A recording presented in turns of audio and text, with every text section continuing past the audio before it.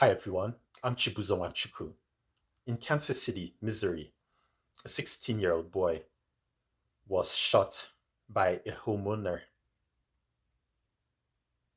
This happened on April the 10th, Monday. This boy, Ralph Yarl, was asked by his parents to pick up his younger brothers from a home.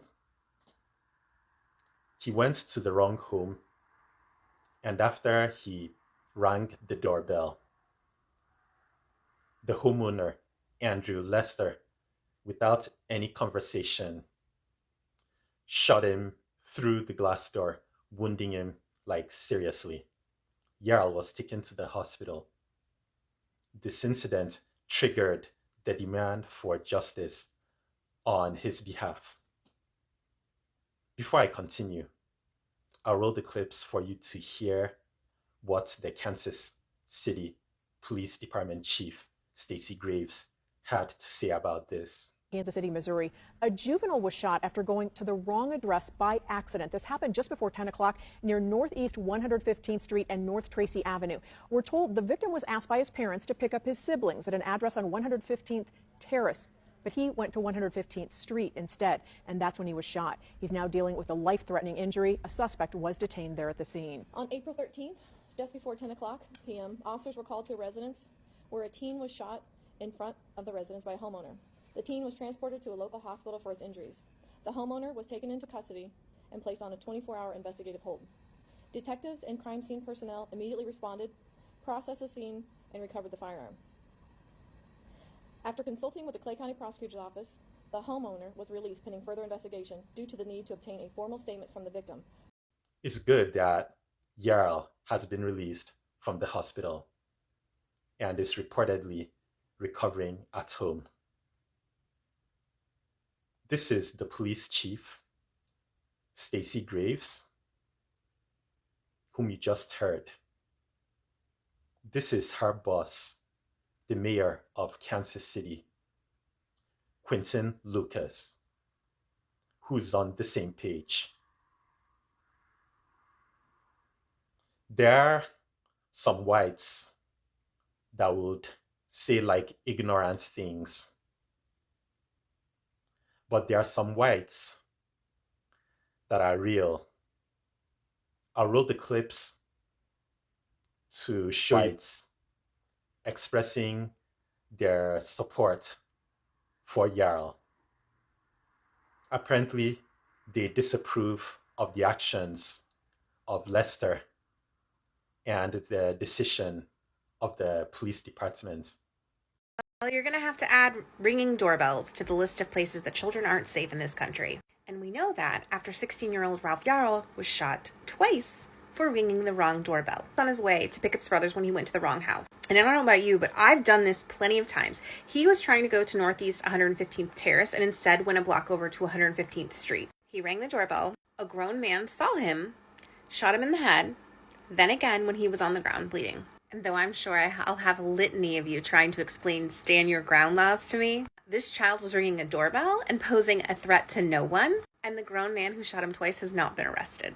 Just out there living his life. I have emailed Prosecutor Zachary Thompson to ask when charges are going to be filed. Here's his contact information along with the information for the Kansas City Police Department if you'd like to do the same. And here's the fundraiser his family has started to help pay for his medical expenses and obviously a lot of therapies he'll have in the future. Can we stop calling him the pro-life party now? This is 16-year-old Ralph Yarl, and a simple mistake that any of us could have made nearly cost him his life. On April 13th, Ralph's parents asked him to go pick up his younger siblings from a friend's house. He was supposed to go to 115 Terrace, but ended up on 115th Street. Ralph knocks on the door to pick up his siblings, and he's met with gunfire. The 80-year-old white homeowner shoots him through the glass door, then opens the door and shoots him again, completely unprovoked.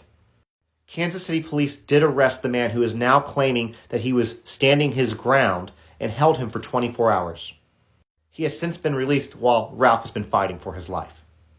Now, Ralph is an honor roll student and plays in his school band and is obviously a good big brother. Fortunately, his condition is improving, but there was no reason for this man to shoot this child.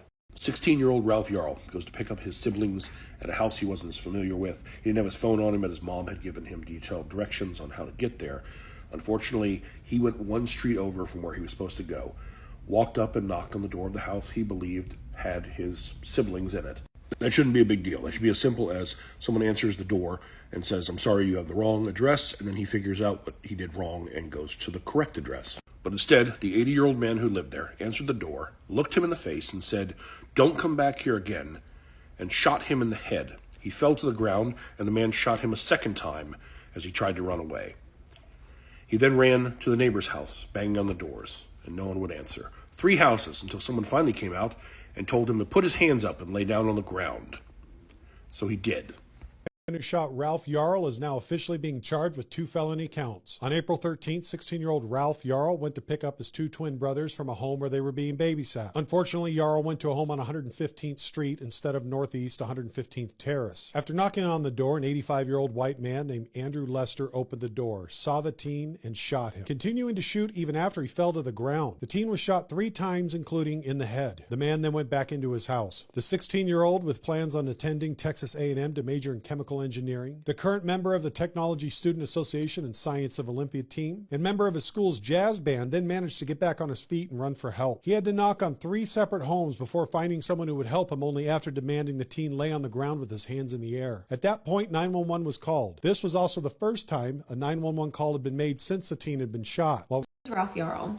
He was given the address 115 Terrace to go pick up his little brother from his friend's house. Unfortunately, he went to 115th Street and knocked on the wrong door, the door of an 80-year-old white man who decided that knocking on his door was such an egregious offense that Ralph deserved to be shot through the window twice. Thankfully, Ralph is okay. Although he was shot in the head and in the arm, he's currently recovering. The Kansas City police took the unnamed 80-year-old man into custody, questioned him, and then released him. This sparked outrage, obviously, and when they were asked why they haven't pressed charges, the Kansas City police said, "Oh, well, we need a victim statement before we can charge anyone, and we also need to review the forensic evidence." So they're waiting for Ralph's condition to improve so he can give his victim statement so they can ensure that he didn't do anything to deserve what happened to him. Ralph is one of the best clarinet players in Missouri. He dreams of going to Texas A&M where he can be a chemical engineer. But now with the injuries he sustained, who knows what his future looks like. The racial components of this entire story should be very clear to you. But still, people continuously deny that systemic racism and prejudice exists in our society.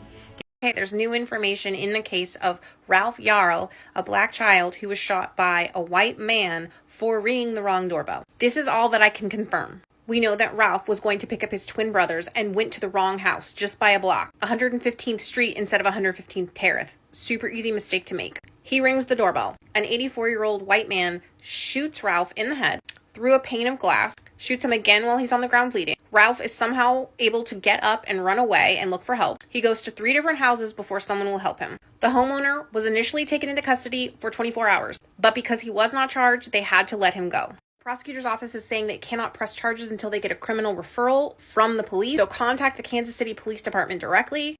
The decision to release Lester after just 24 hours is absolutely annoying. Also, the requirements for the victim to give like a formal statement is absolutely ridiculous. If the race roles were reversed, it would be a completely different thing.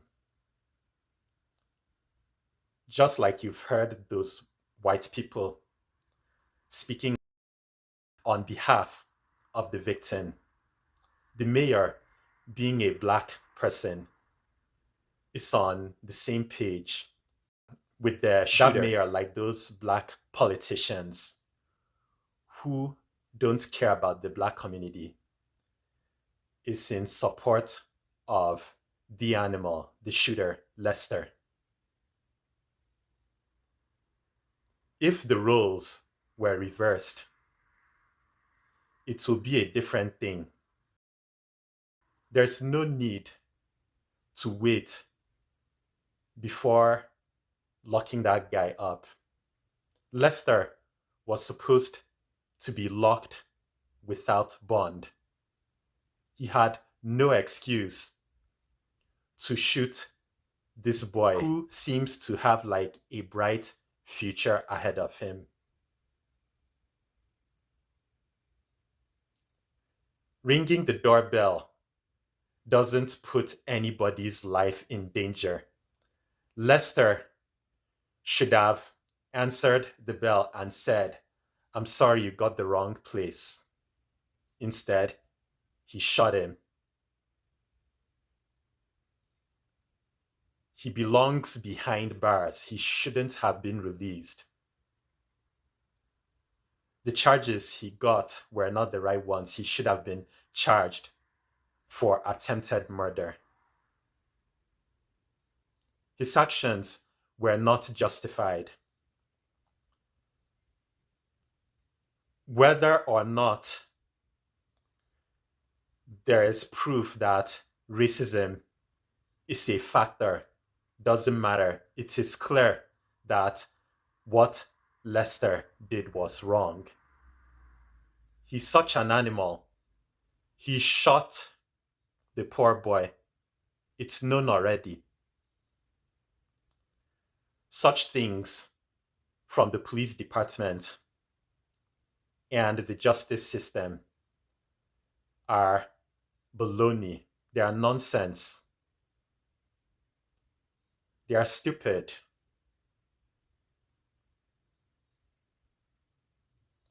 This is why I don't trust the police department. This boy didn't do anything bad. Everybody makes mistakes. There are a lot of people that went to the wrong addresses or places. That was absolutely no good reason to shoot Yarl. The actions of Lester are inexcusable. I hope the pursuit for justice continues. I also recommend that the family of Yarl brings the FBI in. Tell me what you think. I would appreciate you liking this video and subscribing to my channel. Thanks for watching.